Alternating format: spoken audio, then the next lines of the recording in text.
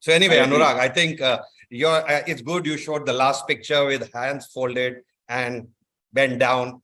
So I guess that's actually stated that you do need some pumping up and some confidence in what you were saying. Anyway, see, the topic given to me is that phakic IOL also is an option. So I will stand by that. While I do not deny whatever Anurag has said, there are options where a refractive lens exchange definitely is an indication, but refractive lens exchange is the only option or other options cannot be considered. I would like to put my point forward here. So I would just say that, the simple ancient surgical wisdom, and I'm sure Anurag's teachers, professors taught him that do not sacrifice any tissue in any surgical procedure if it can be saved. If you can save a tissue, and if it adds advantage to save that tissue, I would rather do that. So in that particular case, in this particular case, is a human crystalline lens.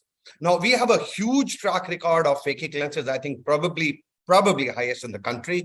And I would disagree with a lot of issues with Anurag probably, but I would excuse it because of his probably a lesser experience with this particular issue. Yes, I agree. You need to be very, very meticulous in your workup, but I'm sure he's very meticulous in his workup for his trifocal lenses also. And that too, if he's operating a clear lens at a 50-year-old man. But if he's rash and it doesn't want to do his angle kappas and his surface disorders and his maculopathies and corneal irregularities and measuring of astigmatism, well, sooner or later is looking for trouble, even if he's putting a trifocal IOL. So similar, but probably a little bit more meticulous workup would be required if I'm planning for a meticulous end result with a presbyopic phakic IOL. Now, you see, efficacy of phakic IOLs has been proven over a decade. The best point in favor of a phakic IOL in a particular set of patients is its reversibility. And I'm sure Anurag will agree with me. Whatever he does with a trifocal lens, he cannot reverse it. At the most, he can explant the lens and put in a monofocal. So the purpose is defeated.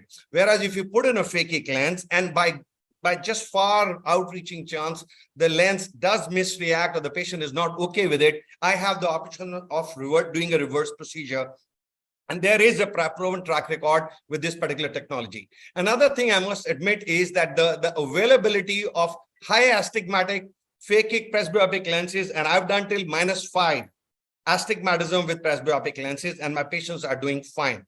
Now, where are the issues? There are some times when the patient myself may be having some accommodation. I am 55, and I'm sure anybody can vouch for it. Nobody's seen me wear glasses. And the best part is I'm emmetropic. I'm hypermetropic in one eye, and I still have accommodation. And let me tell you, there are a lot of 50-year-old plus patients walking around who probably would have some accommodation. So when I go in and take out their crystalline lens, guess what? I'm taking out whatever little depth of focus they had. And then what am I putting? I'm putting a diffractive lens inside the eye. And I'm sure most of us, eyes closed, hearts closed, in closed rooms, talk about halos and glares. And halos and glares with less number of rings are definitely better. And also availability of EYEEDU phakic lenses with ICL, the Viva series. I've not used any, but I'm getting very good results hearing from my friends. So that option is always available. But let's not forget, number one, I'm taking away whatever little depth of focus the patient has because of his natural lens. If the patient is high myope, I'm exposing him to the chances of retinal detachments. I'm putting in a lens which has got 13 to 15 rings. I'm exposing him to colored halos and glares, and we all admit that these lenses do cause that. And if there is some compensation, because there are some lenses, and I'm sure Dr. Naren would agree with me here, there have been papers published that the inherent crystalline lens a lot of time is offsetting the issues offered by the crystalline lens are taken care by the cornea, and the issues of the cornea are taken care by the crystalline lens by adaptation. So that figure also I'm taking away. And the worst is that the issues of a larger number of rings in a multifocal lens, and not to forget the dysphotopsias which you may be including. And I can tell you, Anurag, once your patient starts having halos or dysphotopsias, you just have to cut a sorry figure. Well, with phakic lens, you don't have to do any one of these two. And another thing, even if God forbid there's an issue, I can still reverse this procedure. Minimal intraocular inflammations, the complications associated with the phakic lens, especially high myopes. Let's say, very high myopes or high hypermetropes could be tricky.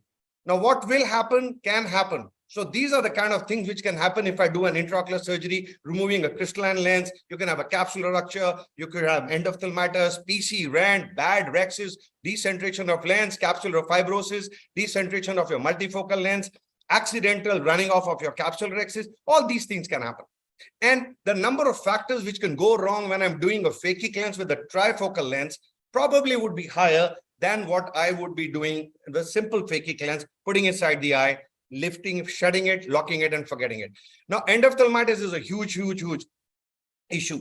Now, I'm just going fast. The endophthalmitis, younger patients, all these things we need to take care of. A 50-year-old man coming to me with, mild refractive issue, yes, I may want to do a clearless extraction also, but there would be definite indications for me to do a phakic IOL, very high myope, patient not wishing to have his crystalline lens taken away. I just operated a lady 2 weeks ago, two ladies from the same family, daughter-in-laws from a big jeweler in Delhi. One opted for a clear lens extraction and the other one opted for presbyopic IPCL, and both were right. I did not dissuade anyone for them because both had a logic. One said, my lens is working fine, I don't want it out. The other one said, I would rather get it out because sooner or later, maybe 5-10 years, I'll get a cataract. So both are right. So I am not saying what Dr. Anurag said is wrong, but I am saying an IPCL or an ICL or a presbyopic IPCL or a phakic lens also is an option, and you should always have it in the armory, provided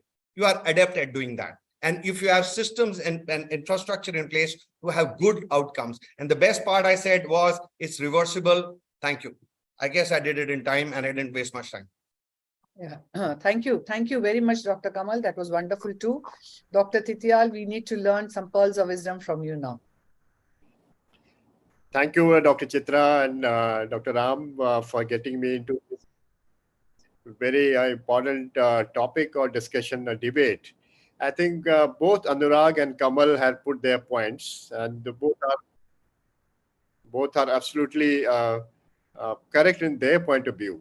Both type of surgeries, if patient is willing to undergo surgery, both phakic IOL as well as for a clear lens extraction, we do have a space for both option for patients. It is up to the us to decide what is suitable for a patient and patient's acceptance. We know that both surgeries will have its pros and cons. Let me start with the IPCL, which has been there for last 5-6 years in our practice. And I also seems to have some long studies on that experience with IPCL. The few important points we look into in these areas for people who are listening to us. Kamal, you can stop your, okay, so just a minute. Yeah, okay. Yeah, thank you. So I think the important points are to be considered is few. One is age of the patient, because once you look for a younger age group, IPCL may be a better option sometimes because you have a clear lens which is functional. In that, we like to assess two important things. One is the sclerosis happening in the lens nucleus and its effect on the visual symptoms or visual quality-wise. We normally do all these patients two things. One is we look for internal aberrations. Second, we do a DLI in eye trace. Yes. If the DLI is less than 5, or if you have a higher internal order aberrations, it's HOA, then this candidate may be suitable for a clear lens extraction more clearly. Absolutely. And second, if these two things are all right, if the AC depths are quite good and pupillary diameter is as normal as Indian population, I might prefer to go for IPCL these lenses.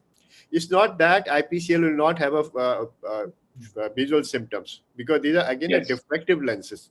Sometimes they do have little bit of halo, the pupil is larger, and there we have to make sure the pupil is normally remains normal size. I normally don't dilate these cases subsequent to posterior period, because these lens tends to shift their position with the pupillary size sometimes. So little pupil dependence in terms of especially near distance, they don't really make a difference. Near makes a huge difference. If pupil constricts, the lens position changes, the near vision gets little distorted, but it settles down as the time passes. The bilateral implantation is quite acceptable. I have had few patients who have undergone cataract surgery subsequent to IPCL also, maybe after 1 or 2 years, because it seems that nuclear sclerosis advances quite rapidly in some cases in the high myopic patients in these group of patients. cases where we have a difficult anatomy, anatomy, little bit sclerosis, a patient has, little bit of difficulty in terms of the range of accommodation, because that's also very important. What is the reserve you're going to give to these patients? And that's why any patient between 45 to 55, both options are there. Patient beyond 55, I normally tend to go for clear lens extension as such.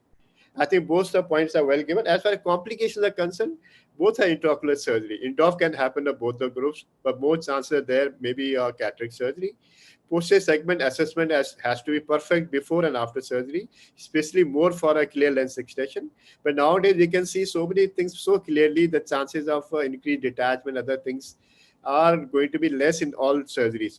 But I've seen in all my patients where we do clear lens extraction, the PBD induction is much more. The floater incidence is much more with clear lens extraction as such.